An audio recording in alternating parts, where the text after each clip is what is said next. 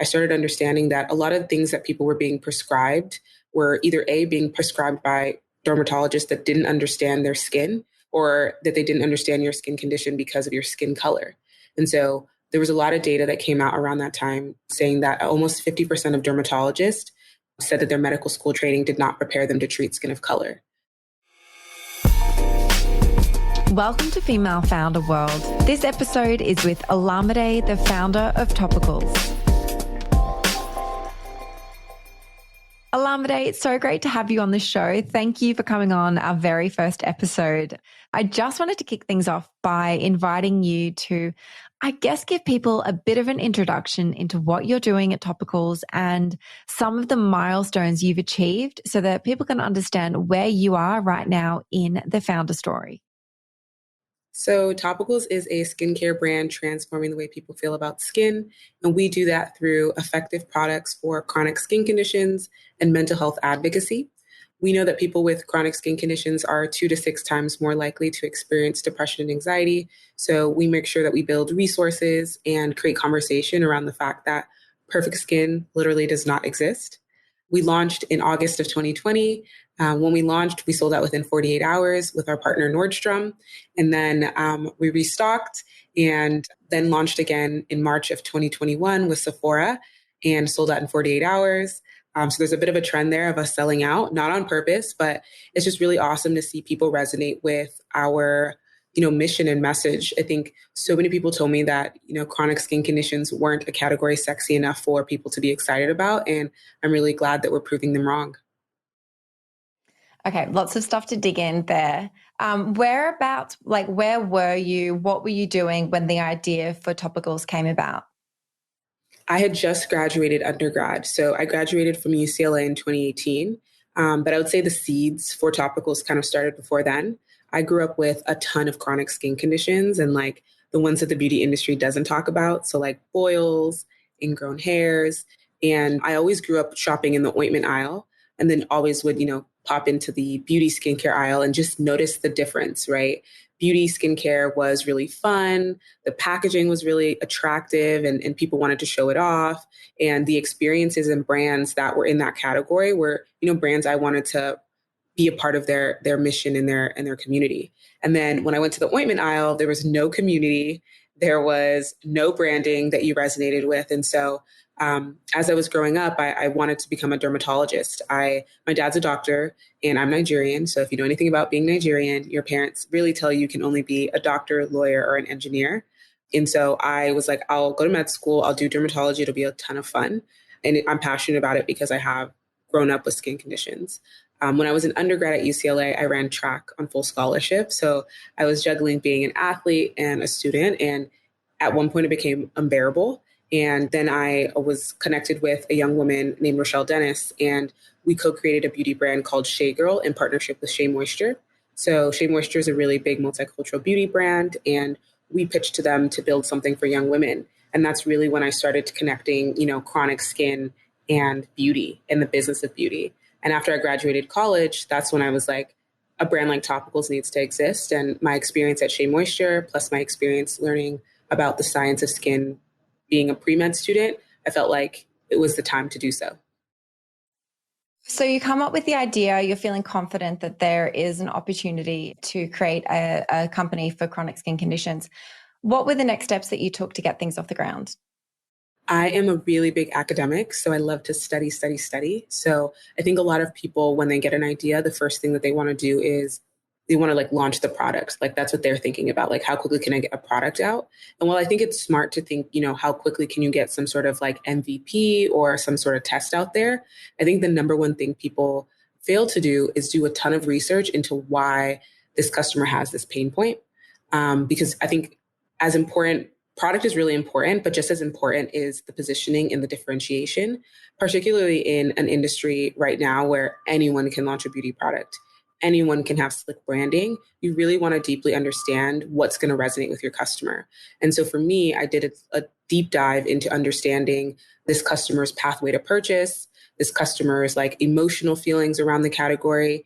And by doing so, I think I was able to really be intentional about all the different pieces of the brand that we built, right? So At first, I thought that this brand was going to be like a telehealth brand, right? That people just needed more access to healthcare because there was a lot of data coming out about, the lack of access to dermatologists, this concept of derm deserts, which is dermatologists not living within 100 miles of most towns and cities. We have a huge lack in the United States of dermatologists. I thought that maybe that's what it needed to be. But after digging deeper with more data and talking to customers, I started understanding that a lot of things that people were being prescribed were either A, being prescribed by dermatologists that didn't understand their skin, whether it be they didn't understand the condition as well as we thought everyone understood it, or that they didn't understand your skin condition because of your skin color. And so there was a lot of data that came out around that time saying that almost 50% of dermatologists said that their medical school training did not prepare them to treat skin of color. Right. And so, the idea of a telehealth product didn't make as much sense then, because after speaking to customers and them telling us about, my doctor prescribed me this thing, but like it wasn't right for my skin tone or it wasn't right for my condition. I knew that like, although that could have been a product for this problem, that it wasn't going to be the right one. And so I think that's a really great example of, you may know kind of what the end goal of the customer is, but if you don't fully understand their motivations, you may build the wrong product. And it may feel like it's right, but it'll be the wrong product because you don't deeply understand that customer. And so I spent a lot of time doing that, a lot of research on understanding that customer and then understanding the product side of things, right? So understanding what ingredients needed to go into, the formulation to make sure that it was effective and safe for all skin tones. A lot of the ingredients that, exist out there may be effective for these different skin conditions, but on darker skin tones, they actually might have negative reactions. And so there was a lot of research also on, products, making sure that they were effective, they were safe, and then cost effective, right? A lot of these products that work really well, typically for prescription, cost thousands of dollars. If you don't have insurance, you're out of luck. And then maybe products that are more cosmetic, typically a lot of those products were, single ingredient. I think skincare, what's amazing about it, it's been democratized to where, you can pick up a $10 serum and get good results. But when you have a chronic skin condition, you typically have to buy maybe like 5 or 6 of these serums and mix them all together and have this like 12-step routine or even 16 steps in some cases, because you need a little bit more power. And so we decided we wanted to make a formula that had all of the active ingredients that you needed, but was at a price point that felt accessible to a lot of different budgets. When you talk about doing kind of that research for people who maybe haven't gone through the process, what does that look like? Is it kind of like you're starting with a desk review of existing data and then you have quantitative and qualitative surveys? What's the process and what's involved? I think it depends on your category. For us, we're, beauty and cosmetics is deeply connected to dermatology and the science of skin. And so I went to academic journals. So I read a ton of, I used Google Scholar, which is free, to read, as many abstracts as I could. And if there was an actual full paper that I could read, I would get my hands on the full paper and read about the science of skin. Even in any category and in any industry, there's a ton of literature about that category. And so while I used Google Scholar not only for like the ingredients, but I also used it to understand like politically what was happening in the beauty space, right? So access to care, access to competency for like cultural competency across dermatologists. And so I think in any category, whether it's like furniture or, lawn mowing or, hair products, you can find academic research that can be really helpful in informing your perspective and your positioning. And what I've come to really understand about academic research is that someone will write that paper and then it'll never see the light of day. Like someone will publish it, but then the general public doesn't know about this information. And so I'd say that a cheat code is reading a lot of those journals, because you'll find a lot of really interesting information there. I want to switch a little bit to launching. You've spoken about 2 sellout launches, which is incredible, and some really, you had Nordstrom as a launch partner. So I want to dig into that just a little bit. I think a lot of people who are starting a company, that is literally a dream for so many people. So I'd love to know, first of all, how did the Nordstrom partnership come about, and what did you do to really push to make that happen? The theme of this whole interview and this whole podcast is really going to be about research and really being resourceful on being able to find people and information. I think a skill that a lot of entrepreneurs need to have is like understanding what you need. I think a lot of people don't know what they need. They don't know if they need a person. They don't know if they need information. And I think having that skill to discern, okay, I need this person to help me do this thing is really important. And I would say that that's something that I've cultivated a lot. So I knew that retail was going to be really important, particularly because the skin conditions we're serving, people want to make sure that this is like a valid brand, right? Like you see something on Instagram, sometimes you're kind of like, ooh, I don't know, like, are they really real? Or like, do their products really work? But, if you're taken on with a retailer like a Sephora or a Ulta or Nordstrom, I think there's that level of validity and that level of credibility that they offer. And so I knew right away that that's something we needed.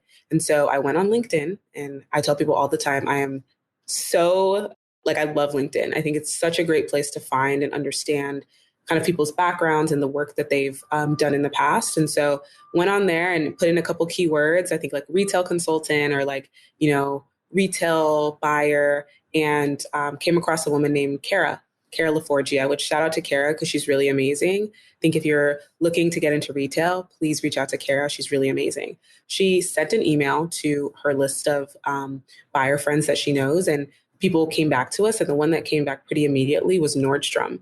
And I'd say that on the strength of that one email, we were able to land the deal with Nordstrom for Pop-In. So sometimes the work that could take you 10 years to do, you really just need to find the person who already has put in the work and already has put in that experience and partner with them. I think partnership is the biggest thing that I've learned about building a brand, particularly building one very quickly and having the success we've had so far. What were some of the really specific marketing strategies that you guys put in place that have worked in terms of both kind of sell through on the retail side, but also on your e-commerce store when you're launching new products now? Understanding the customer's pathway to purchase. So on our own D2C site, and generally for this customer, we knew that people were looking for information about their skin. So typically they're ending up on places like WebMD. And so our task was, how do we create content and information that a person would maybe find on WebMD? How do we bring that to more social spaces? So our big breakthrough was actually on Twitter, where most beauty brands they do not have any live Twitter accounts, because I think a lot of beauty brands focus on the aesthetics and visuals. We knew that education was going to be the number one driver for us. So we took information that, you would typically maybe hear at a doctor's office, or information that you would read in an academic journal or on WebMD. And we decided to put the Gen Z fun spin on it, right? So we knew people wanted to be educated, but we knew they also wanted the content to be something that they could share with others. So it had to be digestible. And so before we launched last year, we built a game called Skin, Sun, and Stars. And it was a mashup of your horoscope and skincare advice. And you would put in your skin conditions, and you would tell us a little bit about yourself, and it would spit out kind of like a chart. And it was a lot of that chart would just talk about different skincare ingredients and how they fit into your routine. And if you were someone who had, dark spots or, dry skin, this was a really great ingredient that you should try. And so we had 10,000 people play that game when we put it out. And so I think for us, it was really exciting to really quickly and cheaply, honestly, really inexpensively, build something that we could test our theories around people's pathway to purchase. And again, the number one thing we've come to understand is education, particularly in a fun way or a social way, does really well for us as a brand. You've mentioned branding a couple of times there, and you're that really fun Gen Z aesthetic, which you guys do so well. And it's such a distinctive brand, particularly in the category, but in beauty more generally. What was the process in coming up with that look and feel that I feel like I'm seeing more now, but I do think that you guys were definitely pioneered that kind of aesthetic? Yeah, I think I grew up in the 2000s. And I think for a lot of people who grew up with chronic skin conditions, your puberty is really when you first started to feel that. And I grew up through puberty during the 2000s. And so I think I was longing for that time and wanting to almost recreate that time, right? I loved the 2000s. I loved the movies and the music of that time, but I hated my experience with my skin. So I think when I was thinking about building the brand, it was how do we take the good things that I loved about the 2000s and how do we kind of transform this experience around skin to better match with the things I loved about the 2000s and that I loved about other nostalgic eras. And so that was really the like genesis of why our brand feels a little bit like retro, but also like in the future. Because a lot of us, you think back to when you had these skin conditions first pop up, and typically it's during like adolescence. And so we wanted you to have that kind of reminder. But while we're a brand that does that nostalgic thing, and while a lot of people have pegged us as a Gen Z brand because I'm Gen Z, our brand really has spanned a ton of different age groups. And I'm actually really excited. We have like moms and grandmothers like sharing it with, their younger siblings and cousins. And, everyone is sharing the product, one, because it's effective and because the messaging is very inclusive to a lot of people. But I love that like beauty really has no age, and that like we've never taken an age centric approach in how we talk about, beauty. Like we've never aged anyone out. We've also just always wanted to like, I guess, long for that time when you were growing up. That's really the inspiration for the brand. I want to talk a little bit about funding and fundraising. And I feel like you have a really interesting story around how you funded the company. I know you're VC backed. Could you tell us a little bit about that process and why you chose to do VC in the first place rather than like bootstrapping or going a different approach? So the first thing was that I knew that we were building a brand where the products had to be excellent. We couldn't rely just on marketing. We couldn't rely just on like having, a retail distribution. Like I knew that there had to be like a lot of science behind the product, and the R&D that goes into that is quite costly. And so it makes it a little bit more difficult, especially as a 21-year-old fresh undergrad, to be able to launch a brand like this. So I knew that we needed capital and backing. And then also I mentioned this earlier, I was an athlete in college. And so I'm very much a student of the game, and knew that like I wanted people who had experience on the financial side, operations side, product side, marketing side to really make this brand a success. Like I felt like the idea was such a transformational and huge idea, but that I was limited in my scope because I knew the customer insight, but I may not know how to execute across these different channels and these different categories. And so I thought of VC as the way to get people really invested in what we were building, to help us, shave years off of, what may take us 5 to 10 years may only take us now 1 year, because we have access to capital and connections and resources that have helped us be as successful as we've been in the last year. You mentioned team a couple of times there. What does the team look like now, and how has that changed over the last, year and a half? So we're about 10 now, which is so exciting, and growing, because we're actually hiring. We have a couple of roles open right now. We'll probably get to 15 by the end of this year, which again is super exciting. The way that we kind of run the team is really, the people who join Topicals are very interesting. I always say that like people are very much like multifaceted is what I've come to really understand. I think I grew up where, people would always say like a jack of all trades, but a master of none. And it wasn't until recently that I came to understand the full context of that statement, because I think people have always looked at people who aren't good at just one thing. They think you're distracted. They think you're really not that great at anything. But the full phrase is actually jack of all trades, master of none is better than someone who's just a master of one, actually, is like the phrase. And so it's really exciting because people who come and join Topicals, and what we really like look for in people is this ability to be multifaceted.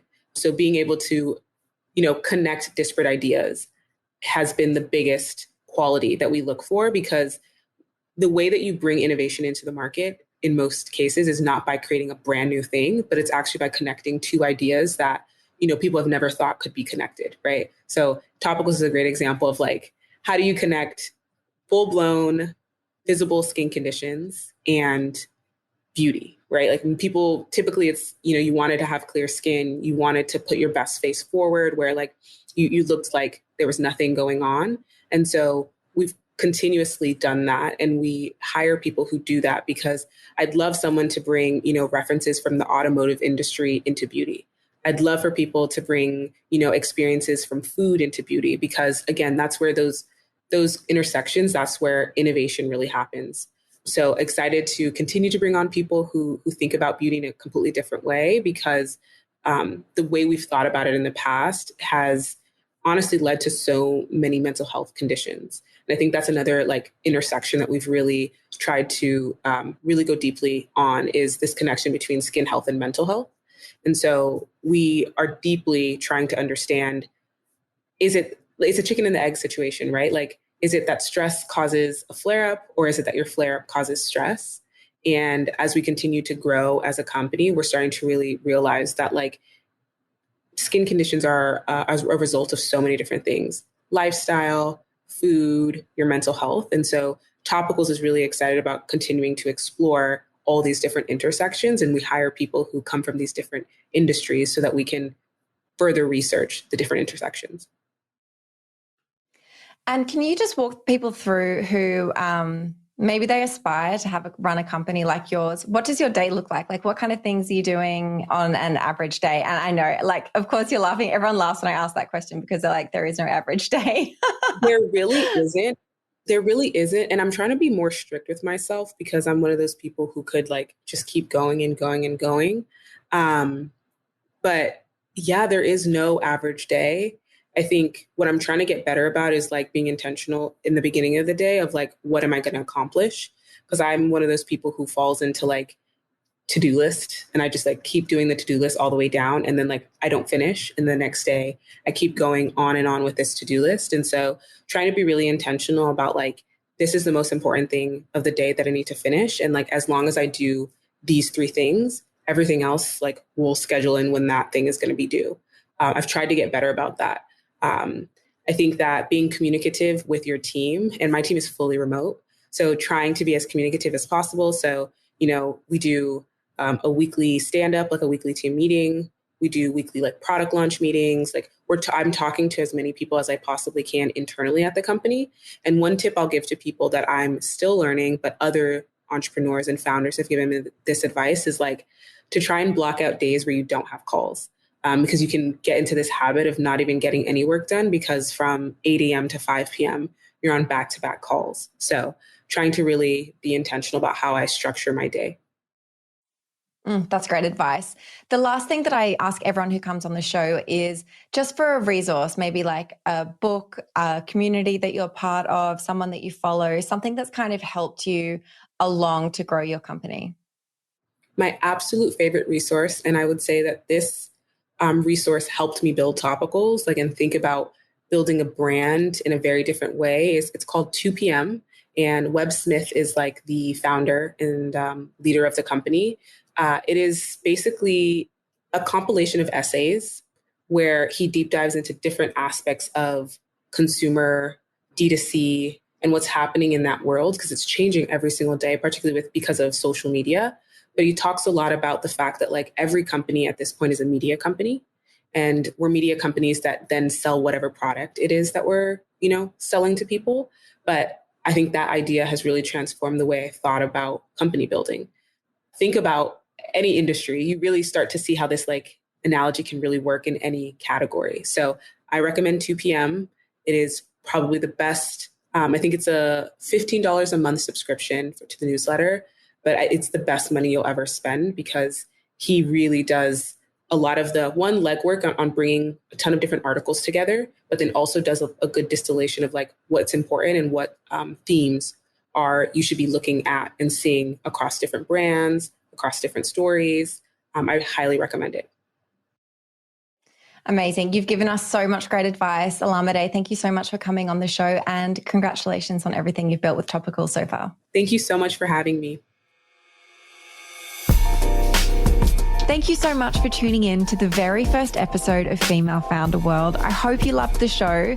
The best way that you can help people find the program is to subscribe and to give us a 5-star review wherever you listen to podcasts. Thanks, and chat to you at the next episode.